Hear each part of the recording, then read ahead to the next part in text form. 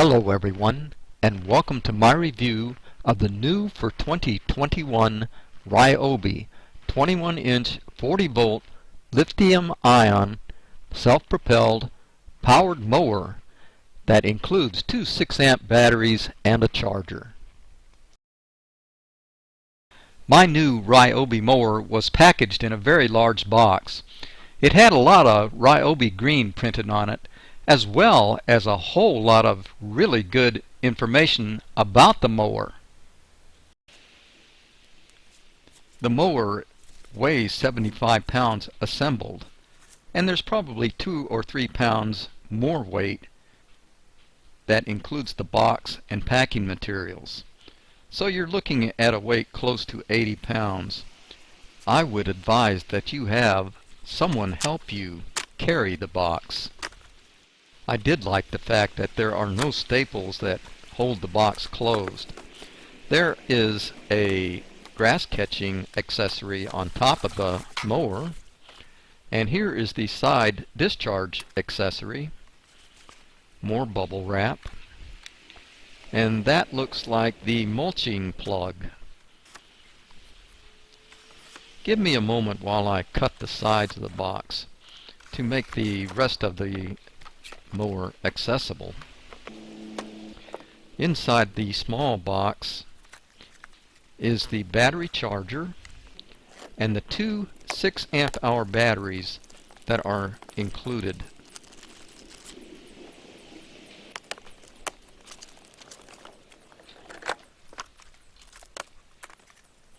And instructions for the battery charger and the battery care and maintenance guide.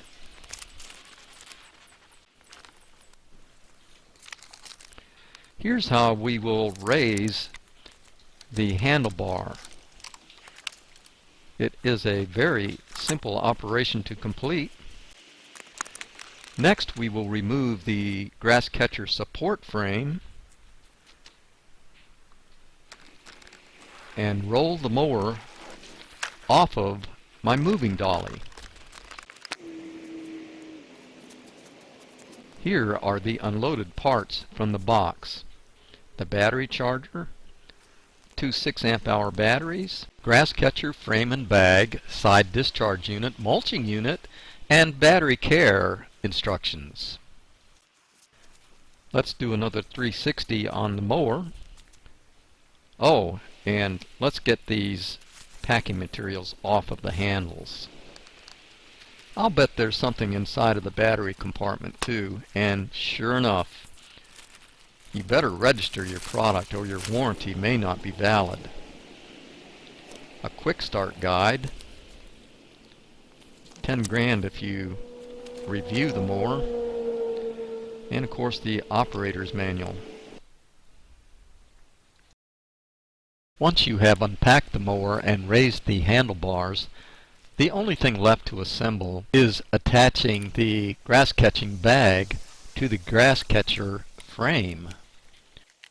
I tried doing this without a screwdriver and discovered that it was virtually impossible.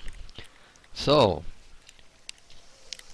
using a flat-bladed number 2 screwdriver, it makes spreading the bag's clamp much easier, and you can get it started on one end or the other and kind of press the clamp onto the metal frame bar. This is a pretty labor-intensive procedure, so you will need to reserve at least 15 or 20 minutes to accomplish this. Don't get frustrated. It does in fact fit, even though it may seem like it doesn't. You will have to finagle the clamp system to fit between the different parts of the frame.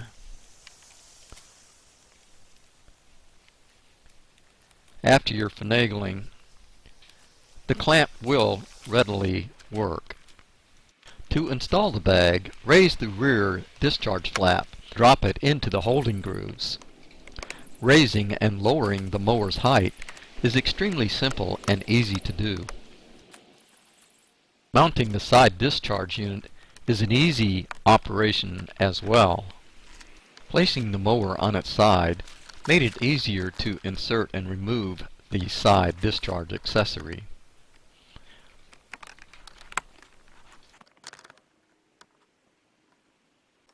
Installing the mulching plug accessory is another easy procedure to accomplish. Raising, lowering, and folding over the handlebars is accomplished by lifting up on the handlebar release lever. You can raise and lower the height of the handlebars by operating the handlebar release lever. I found that the lowest setting worked best for me. Time to charge the batteries. Each battery is large and substantial. There's a latch system that is built into the bottom of the battery.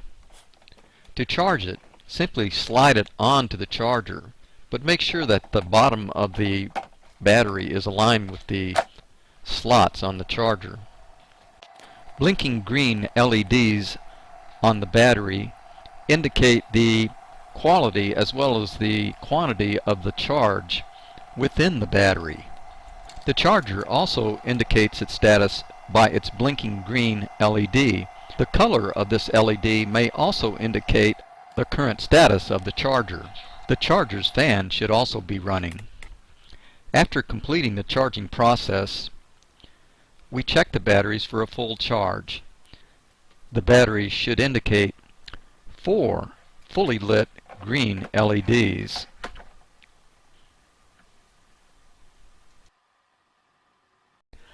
I've marked out a test plot in my yard. It measures 50 foot by 75 feet, or 3,750 square feet. That equals about a 1/12 of an acre. It is early February here in North Florida, so I don't have a whole lot of grass. However, there is some grass and a whole lot of dead leaves. I intend to set the mower at its lowest height and install the mulching plug. That should give the mower a pretty good workout.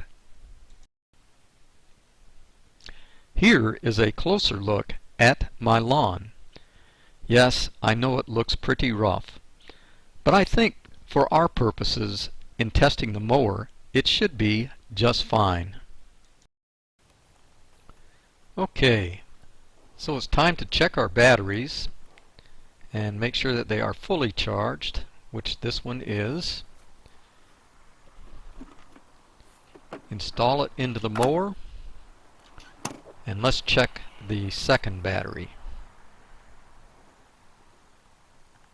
Once again, we have 4 LEDs out of 4 indicating a full charge, and we installed that one into the battery compartment.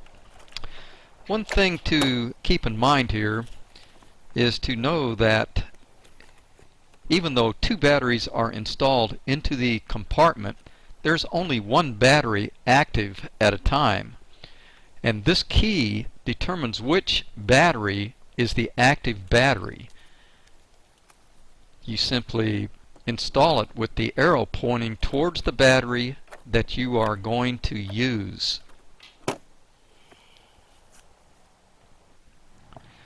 And here we are, we're installing the mulch plug.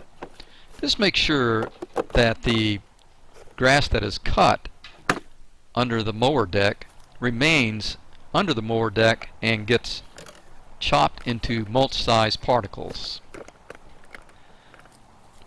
Let's adjust the height. Very simple adjustment, and I am going to set it to its lowest setting. Let's start our timer.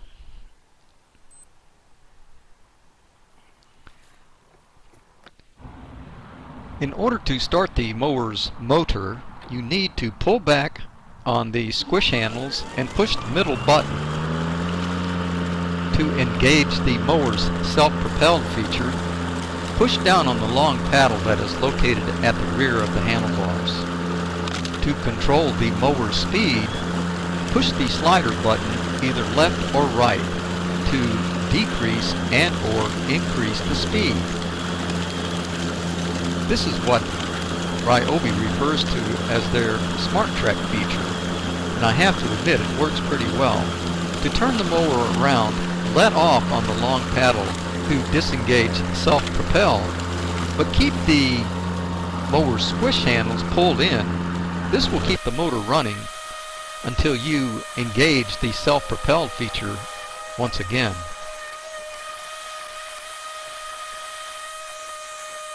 You will notice that there is at least one time that I got a little confused and actually did shut the mower off because I let go the paddle and also let go of the squish handles.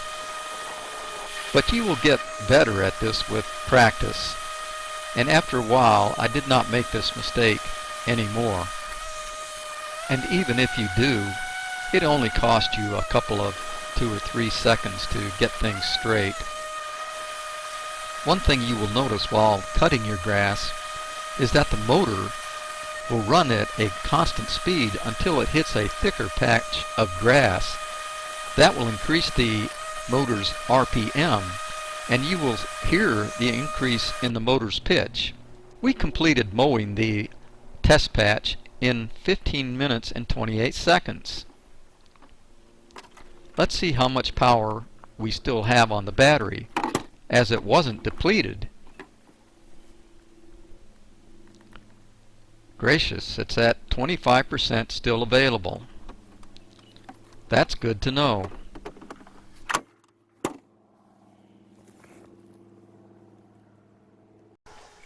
And so I wanted to see just how long the mower would run with just a 25% charge left on the battery. So I proceeded to mow a 10 by 20 foot patch that was adjacent to my test plot. And even though the battery was low, it showed no decrease in its performance. After running for 3 minutes and 40 seconds, the mower did stop. Let's see what we have left on the battery. And it shows we have one blinking LED, which indicates a depleted battery.